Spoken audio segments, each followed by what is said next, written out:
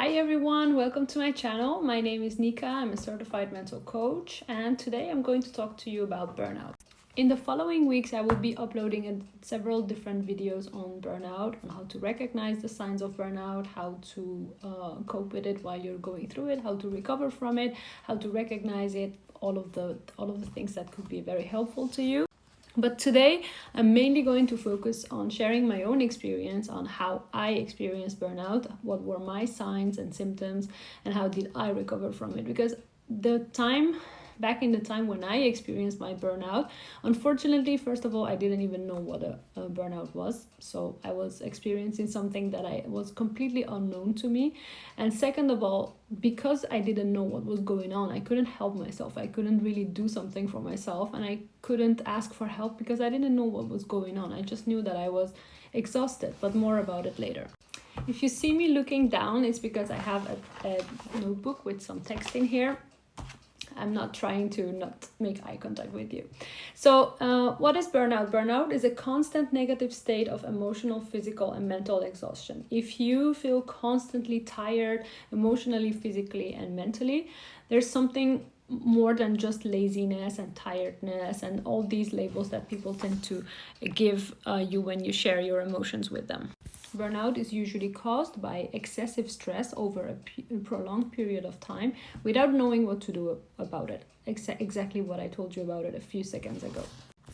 So around 7 years ago, I experienced the first signs of burnout, which for me was tiredness. In the beginning, I really felt tired. I was so tired that words could not describe it. I actually remember going to the doctor and saying exactly that. I felt so tired. It was this feeling of being always exhausted. It was not just like the tiredness that you feel after not sleeping well for a couple of nights or after a long day of work. It wasn't that. It was just this feeling of not having any energy anymore in my body and was just exhausted. I was feeling exhausted, without any specific reason, because I was going to work, coming back home. I was avoiding all social contacts because I was too tired to do anything after work anyway. That's why it was really strange to me that even though I was not doing a lot of stuff, I was still so exhausted. And we're talking about 7 years ago, so I was quite young. I was in my 20s. So it didn't really make sense, and I knew something was going on. So when I say tiredness, I'm talking about actual physical tiredness, the feeling that your body is just exhausted. But I was also emotionally tired. As I just said, I was trying to avoid as much as I could some social contacts. I was not seeing my friends anymore. And, my job was my excuse, but I knew that I just couldn't. I didn't have the energy to do something after work. Even during the day of my work, I was okay with my colleagues. I could laugh and I could still be myself, but I felt like I was playing a role in a way to be serious and do my job and be nice and be a good colleague. But then when I was going home, I was always walking home because I lived very close to my job. This 10-minute walk was actually really tiring, and in a way it was both very positive because I was finally going home, but it was actually really negative, I remember, because I was thinking, oh my god, I need to do this again tomorrow. This feeling of there's no end to this circle of tiredness. When I realized that I wasn't sleeping well, I actually downloaded this sleep tracker application, and I didn't know I was going to be shocked by the information that I got from this application. It was mind-blowing. I actually didn't sleep for around 3 to 4 months before knowing that something was going on. So in the 3 to 4 months that I actually tracked my sleeping, I had the average sleep per night that I had was around 7 minutes, which is crazy if I think about it right now. Of course, you cannot manage life if you sleep only 7 minutes for a prolonged period of time. Of course, if you have to do that for 1 or 2 nights, it could be possible that you recover from that. But one of the things that burnout actually caused me was not being able to sleep at all. I was awake. I think this is due to the fact that I was so high on cortisol that I couldn't sleep. I was just, my eyes were wide open. I remember just staring at the walls and think, oh my God, in a few hours I just need to go back to work. There was no end to this situation, and this was one of the worst feelings that I felt. Another thing that really scared me was I was experiencing pain in my feet. Whenever I was walking to my work and walking back home, or during my job, I had to pay some visits to different places. In the beginning, I was always wearing my heels, and I was like, fashionista. But after a while, I was just wearing some sneakers because I just couldn't walk anymore. And this is the time that sneakers were not that in fashion yet. And still, with all of the fashion adjustments that I did do, I still had so much pain in my feet that I actually went to this is something that I did later on. Yeah, now that I remember. Never mind.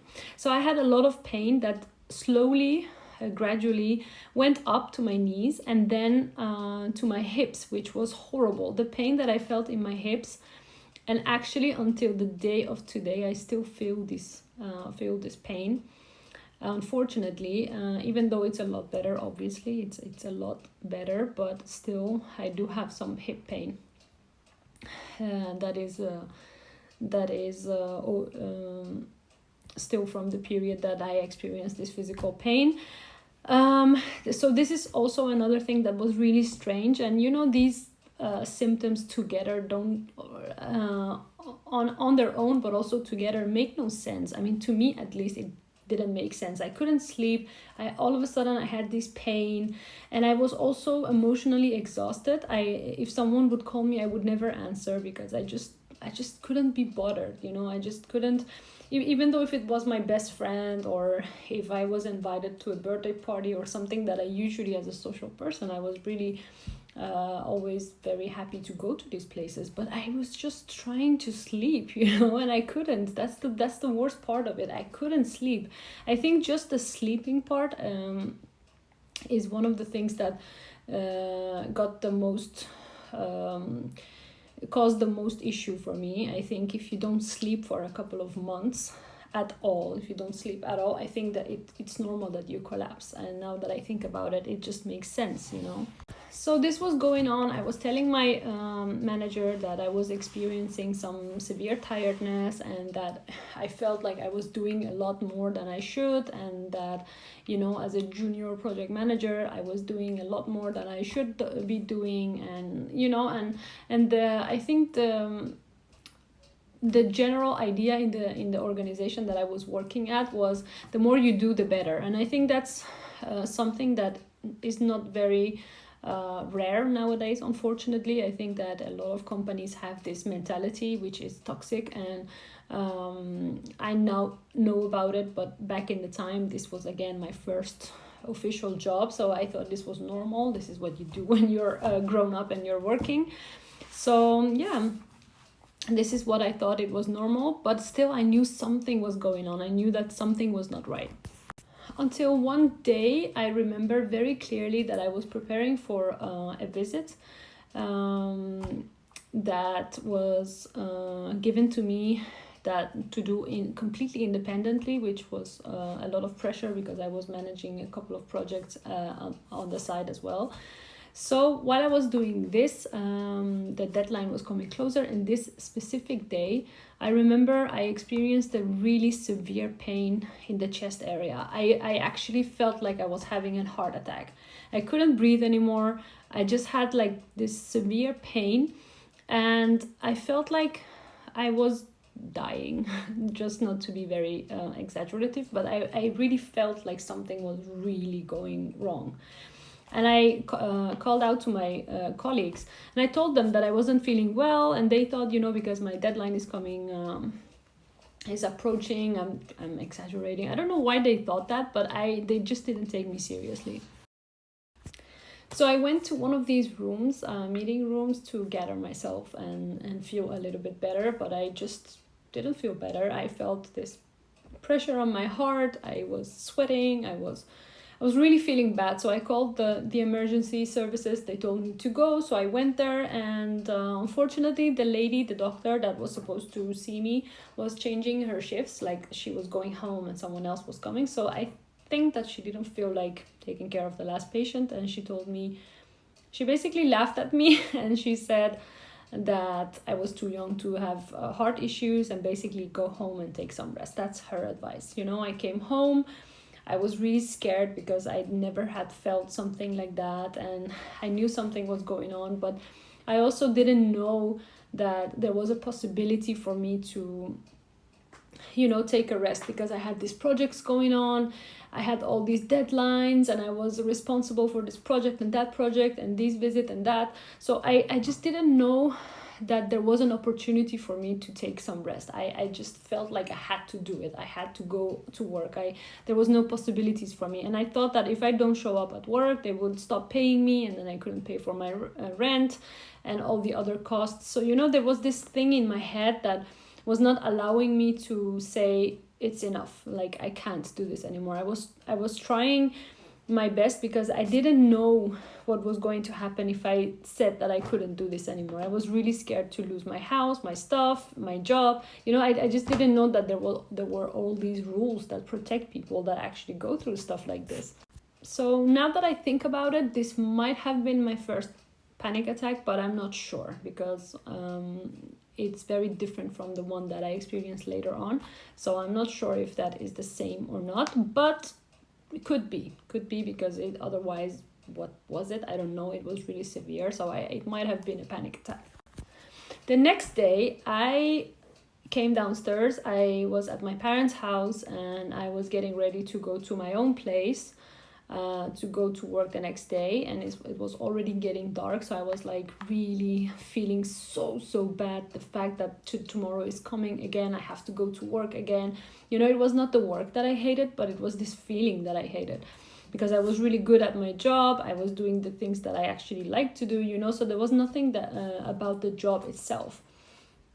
It was me, how I was experiencing this burnout. I didn't even know what it was. I was just experiencing all these pains and all this misery. So I literally collapsed down on my knees. I started to hysterically cry and scream while I was tearing up my business cards.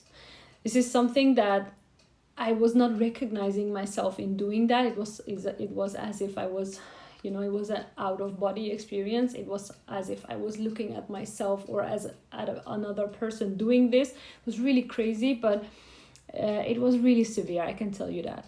So I went to my own place the next day. Of course, I didn't sleep again. So the next day I went to work. And when I arrived at work, I remember my boss told me, "Wow, you look horrible." And I said, "Oh, thank you." And he said, No, I mean that you really look sick and that you should go to a doctor. So I had a meeting. After the meeting, I grabbed my bag and I went to a doctor, not knowing what to tell the doctor, because to me, being tired and having some pain was not, something. I didn't know what it was. Again, that's why I'm really sharing this experience with you in such detail, because I feel like if you know this, then you know when to ask for help, when to go to the doctor, that you could ask for stuff like this. I didn't know that. I thought that I was just experiencing some pain, and that's normal, like I was just disassociated with this whole happening. Anyway, so I sat down, and the doctor was a really young girl. She asked me what is going on, and without realizing it, I started to sob. I started to cry like I had never before. And I couldn't stop crying, but in between the cries, I would tell her, like, I'm tired, like that's the only thing I could say. And she basically kept very calm. That's really nice of her. And once I was, being a little bit more calm myself, she said, "You know what, I know exactly what you have. you are far beyond a burnout. If a burnout is a yellow flag, you are already in purple.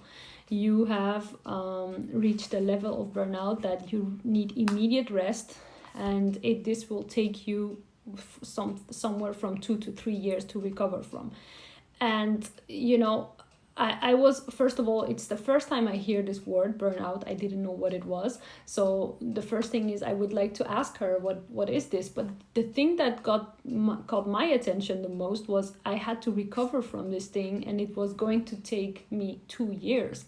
And I was like, how can I not work for 2 years? This is the only thing I asked her, because at that moment, as I said, I didn't know that there was this thing that could protect me, while being sick, that if you cannot work while being sick, that you're not going to be living on the streets and stuff like that. I didn't know that. I was just so scared of, of not having a home or whatever, even though I could go back to my parents. But it was just this idea in my head that was not working. Like I was just so out of it. I didn't know about all these things. So it's really good to also know the rules of your country and know the labor laws of your country, to know what your rights are and not, because it would have helped me if I knew that I could actually ask for a couple of weeks of rest when it was not even this bad, so that I could recover a little bit and then come back, or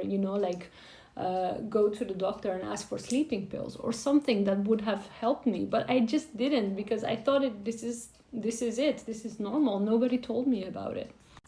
So in the first place, I was really, really disappointed. I was so disappointed in the fact that, I was not able to work. I was thinking to myself, is that it? Is that how I am? Is that who I am? Is that the person that studied so many years and did such great internships and traineeships in different organizations that are amazing? Is that what comes from all of that? Is that something that I became? Why is it, all these questions in my head? And I was just asking her, how can I recover from this? Can I have a mission in 2 weeks. I have to prepare for that. And she held my hand and she said, listen, you're not going to that mission. I'm going to prescribe you some sleeping pills. You're going home now. I am actually going to call your boss. You're not going to do anything anymore. You are going to sleep. You're going to sleep because you lack sleep. And all these tests you have to do in order to find out how severe this burnout is. But in the first place, you're going to sleep.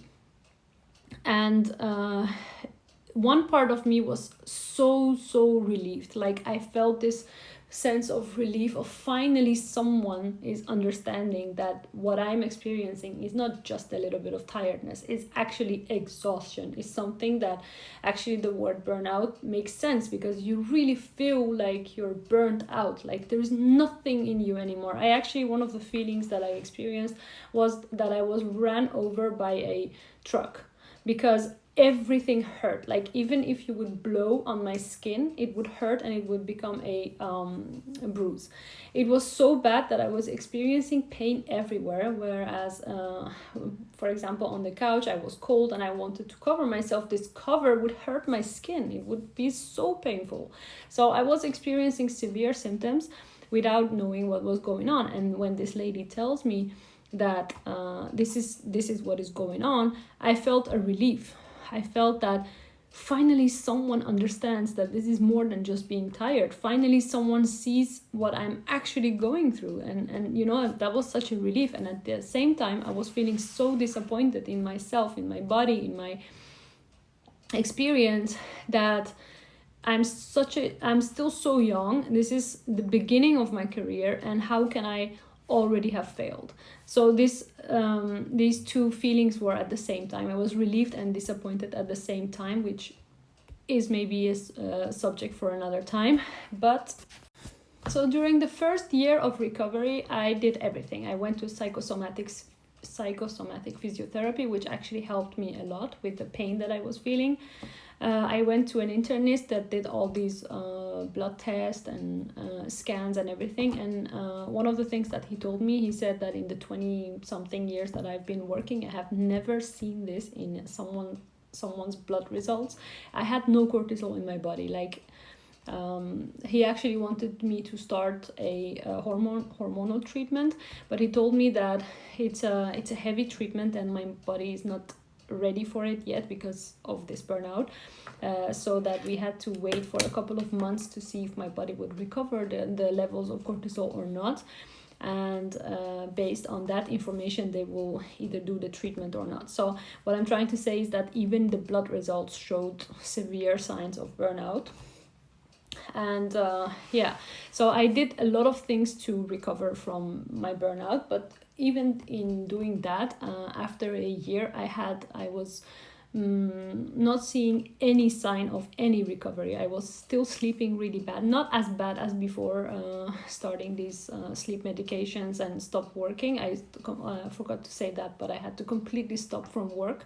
But I was put on a reintegration process, which every week I think I had a meeting with my boss, and another one with I think it was a phone call. I don't even remember anymore because it's 7 years ago. I think this was to discuss my recovery and see when I could go back. And I was really always very enthusiastic to come back, and it was the doctors that were always telling me to take it easy and to not want to jump into going back to work again. So after a year or even year and a half, I actually experienced my first panic attack. In this 1 year or a little bit more, as I said, I was a little bit recovered, but still not at all, actually. I was sleeping a little better, but other than that, I was still really burned out. But I experienced a severe panic attack. And again, I didn't know what a panic attack was. Talking about panic attacks, I get really anxious, so I'm trying to not go into a lot of details, but I don't know for those who have experienced panic attacks, but those who didn't, for those who did, I'm really sorry you had to go through that, because it's horrible. It's really, really horrible. I think my entire burnout experience on one side and the panic attacks on the other side, like, they are something severe. And for those who have not experienced panic attacks, praise the Lord, thank God. I hope you never have to go through that, because it literally feels like you're dying. And again, if you don't know about it, if you don't know what a panic attack is, and if you don't know how panic attacks work and how you can come out of it by doing stuff that I could talk about it in another video, but if you don't know about it, it's horrible. I actually felt like I was dying, and I was in another country where I didn't know anyone. I didn't know the language when it happened to me, and I actually felt like I was dying. And this is something that I would never forget. I experienced after this severe panic attack a couple of mini panic attacks and anxiety attacks, but nothing compared to that first one, because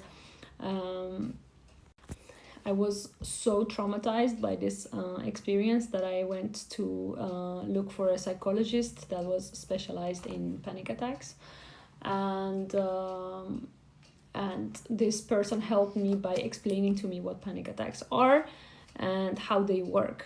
And because of knowing what it is, and that it actually is you're not physically in danger. It's something that your mind is playing games with you, and you're not actually dying. But even though you feel like you're dying, even though you feel like your heart is racing at a speed that you're not going to survive this is actually what you feel. But it's not true. It's something in your mind, and physically there is nothing wrong with you. So if you know that, I hope you never experience it, but if you ever happen to experience a panic attack, know that it is not something physical, it's something mental, and there is a lot of things you can do to prevent that, and but it's really important to recognize it and know that it's not really going to physically kill you. And that is really important to know, because it's the fact that you think you're dying that actually adds to the severity of the attack, and you just get more anxious and more anxious, and that is something that adds to the fact that you feel like you're dying, and it's a vicious circle that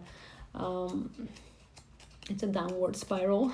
If you get evidence that you see I'm dying, so it becomes worse and worse. But enough about this subject. It's something that makes me feel really uncomfortable, even though I worked on it and everything, but still it's not a subject that I feel really comfortable talking about. But I was just I just wanted to tell you about this, that in case anyone, God forbid, goes through this, know that you're not physically going to die from this. Okay, to end on a more positive note, there is hope. Look at me, I'm better. I'm recovered from my burnout. It took me years to recover from it. So if you are experiencing burnout and it has been 2 weeks or 2 months and you still feel not recovered at all, don't worry. Even if people tell you that you're taking too long or whatever, know that different kinds of burnout require different amount of recovery time. And that is perfectly normal. Listen to your body, listen to your mind, and try to do the things that help you. Or there are so many things. I'm going to make a series on this, as I said in the beginning of the video, but if you feel like you need more help, you need more personal attention to this, of course you can talk with your own psychologist or someone that you trust on this topic. But you can also contact me, and we could jump on a quick call and see what I could do for you. I'm, as I said, a certified mental coach. I could actually go through several steps that I could teach you and guide you through in order for you to recover from a burnout, or if you're already recovered, to gain your life back. And or if you are in the beginning phases of burnout, I could help you to really recognize the signs and see what is going on, and we could make a plan on how to prevent from the burnout to go from stage 1 to 5, because there are 5 stages in burnout. And so you have my contact details down below. But if you want to talk to someone that you already know, that you feel comfortable with, go ahead and speak with them. If you don't have any psychologist or a practitioner that you could go to, just go search for one. Someone that has experience with burnout would be great, or with burnout recovery, not have experienced it themselves, but have at least had a lot of clients who had experienced it, so that they could really help you. Just wanted to tell you that it's a long process. It's not something, there are people that have mini burnouts and they can recover from it within a couple of days or weeks. But if you really have severe burnout, it could take years to recover from. And one of the things is accepting this. It's really difficult, but accepting the fact that you need a lot of time to recover from this, it's a first step towards your recovery. If you want to talk to me, to anyone else, just go ahead and do it. You have my contact details below. I wish you all the best. And if you know someone that is experiencing a burnout, be kind to them. Give them some time, give them some space, but be there for them. Thank you so much for listening. I hope that you felt that someone understands you, that you're not alone, because you're not. And I wish you all the best. Bye-bye.